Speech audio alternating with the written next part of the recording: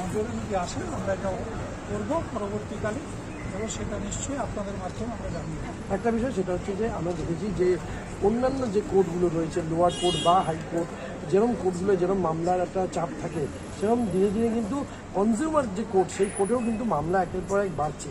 সেক্ষেত্রে অভিযোগের সংখ্যা কি ক্রমশ বেড়ে যাচ্ছে বলে মনে করছেন? না না, দেখুন পৃথিবী তো অনেক আপনার বাড়ছে, জনসংখ্যা বাড়ছে, আমাদের সমস্যাও বাড়ছে, বিভিন্ন রকম অসুবিধাগুলো তৈরি হচ্ছে নতুন করে।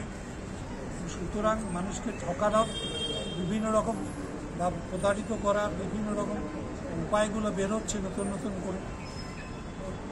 সেটাকে আমরা যাতে মানুষের উপরে কোনো প্রভাব বিস্তার করতে না পারে এবং মানুষ যাতে সঠিকভাবে তাদের অধিকার প্রয়োগ করতে পারে এবং তারা সমস্ত সুযোগ সুবিধাগুলো আমাদের যা যা দেওয়া আছে সরকারের পক্ষ থেকে সেগুলো যাতে বা সংবিধানের পক্ষ থেকে সেগুলো যাতে দিতে পারে, এটাকে বাস্তবে মানুষের কাছে পৌঁছে দেওয়াটা এটা আমাদের বড় কথা।